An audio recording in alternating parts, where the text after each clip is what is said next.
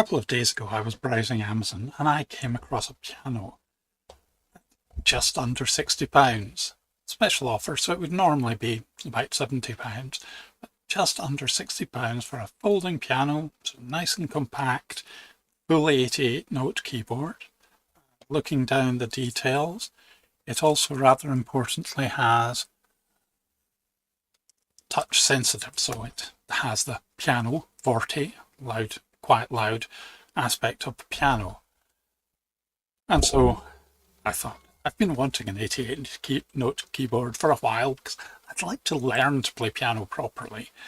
And although the pieces I would be starting with are fine on the 5-octave home keyboard I have, the pieces I'd like to play eventually will need the 88 notes. So I clicked buy, and here it is in the box behind me. So now let's find out if it works. So here it is. Not a huge box, but of course it's only half the length of a piano since it folds. And lots of sellotape. It looks like this side will open. I'll just cut the sellotape.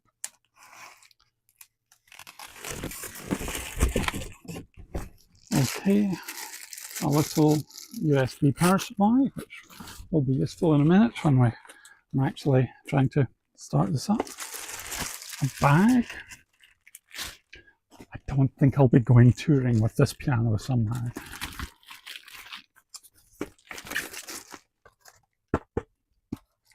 Extra plastic reinforcement on the polystyrene. Someone thought this was worth looking after.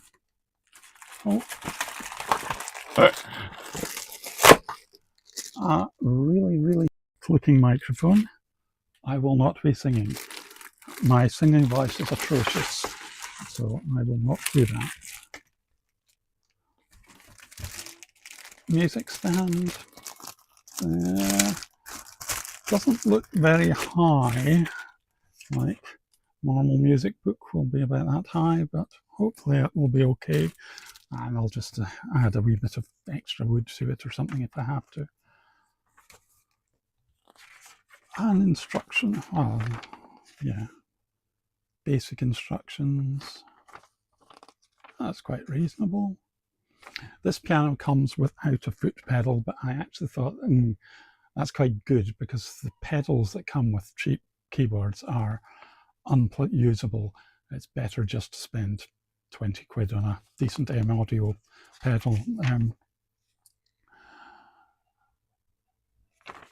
And yeah, oh, it's got lessons in it. I may not bother with that. Lots of times it's got standard general MIDI sounds and then lots and lots and lots more. I have to wait and see whether they're any good. Little stickers for people who need that. Because I did learn piano, sort of, not very well at one time. The stickers are not needed for me. I know the names of the notes. And I also think, that's actually quite an important point, if you want to play well, you don't think about the names of the notes. You map the dot to the keyboard as a totally visual thing. Maybe real piano people don't agree with that, but I always felt that was why I was better at sight reading than my abysmal level of piano would indicate.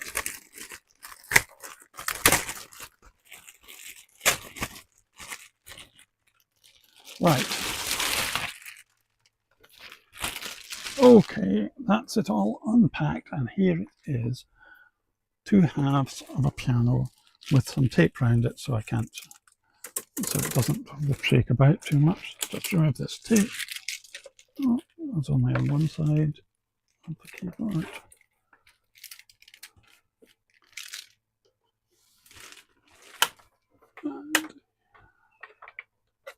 And, oh, it's got a lock thing here. That's good.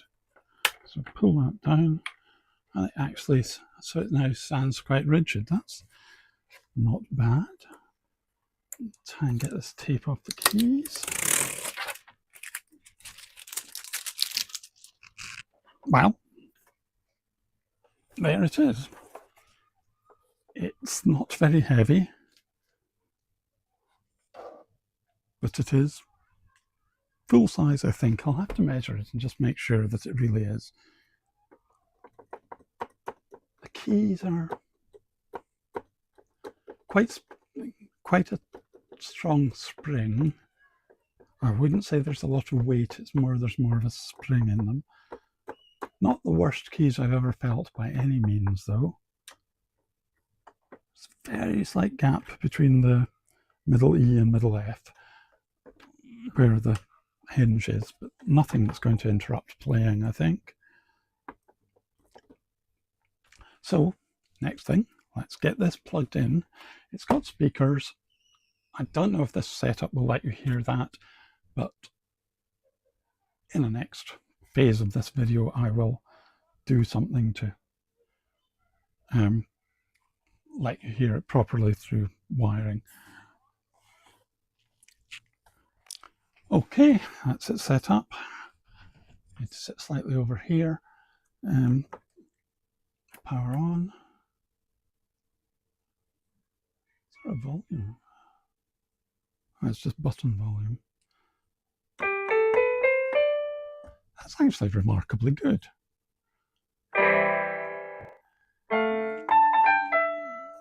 And as I said, I can't really play the piano. I can play melodies with one hand badly and the odd chord. And I want to use this to learn to play the piano. So I'm actually quite... The keyboard feels good enough. It's definitely not a piano feel. It's not touch sensitive.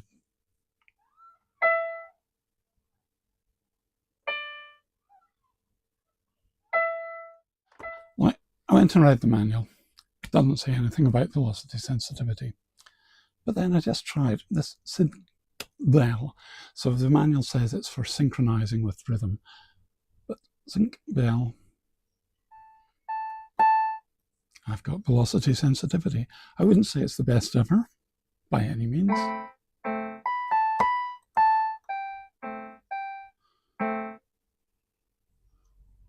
Oh, I don't seem to have very long sound, though. Is that because I've got the wrong tone?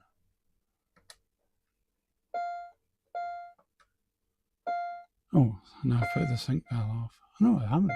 I've put sync off.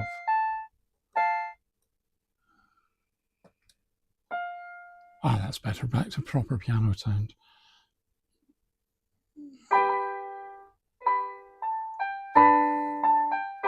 That's good enough.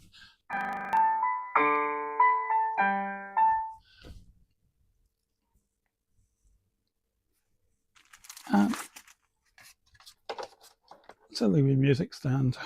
I shall just see if I can lean over and get a music book. Classics to Moderns, Volume 1, which I think one of my siblings used for lessons. Little Sonata, starting.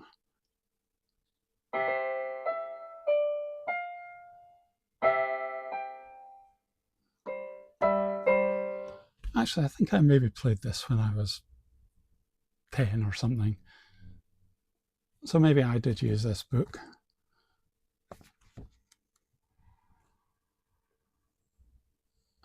I don't remember many of the tracks in it, songs, but anyway, that's sort of part of my plan. I'll start using that book to make myself a less terrible pianist.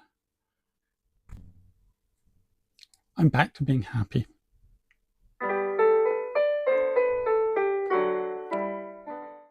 I've brought the piano over to my desk now, where it's sitting slightly precariously, but plugged into a little USB mixer so that sounds can be shown a bit more clearly. I'll just show you what this looks like from a slightly less filtered angle. Oh, wrong one. So you see, slightly precariously on my desk, but with the camera viewing it. So if I switch it on, press this sync bell button for a couple of seconds until it goes to on, and it's got sound 1, which is the standard piano sound, and hopefully you'll now hear this better.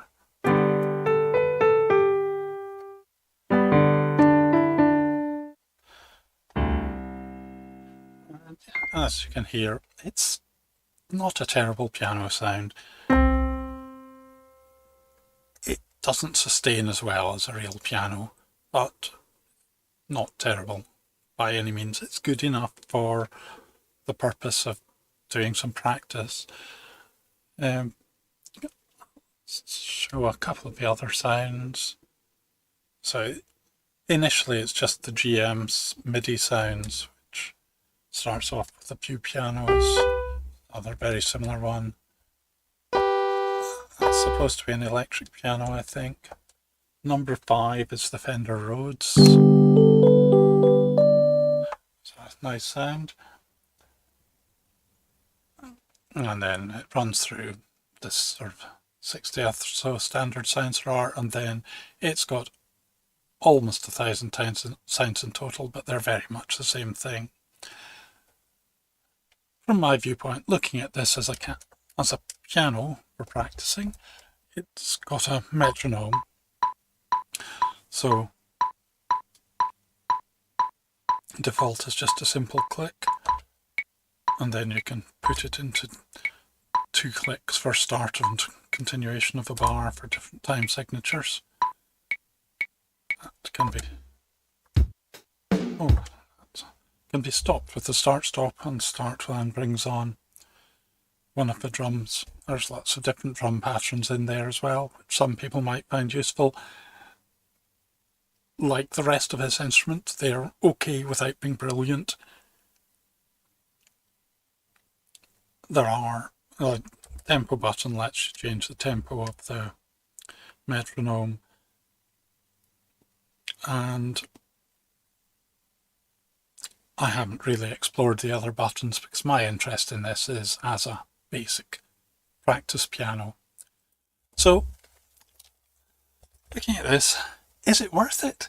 For me, yes, I think this is a quite good buy, because what I was wanting was an 88-note keyboard that wouldn't take up much space and I could practice piano on, and it does that. So if that's what you're looking for, this is perfectly adequate. If you're looking for something to be a great pianist on, it's not it. The keyboard feel is not good enough. But why someone might buy one of this? Well, if you don't have a lot of space like me, the folding is quite nice. If you have a child who wants to learn piano and you don't know if they'll stick with it, £60 is not a huge investment, and it's good enough for them to learn. And if you want them to have the full 88-note keyboard, this is a perfectly adequate starting point. As a concert instrument, no, definitely not. But as a home practice instrument, great. And in a month we'll be off on our summer holiday up north, and I'll probably take this with me and just keep practicing up there because it's small and light. So yeah, it turns out a £60 piano is better than you might expect for £60 and a perfectly good practice instrument.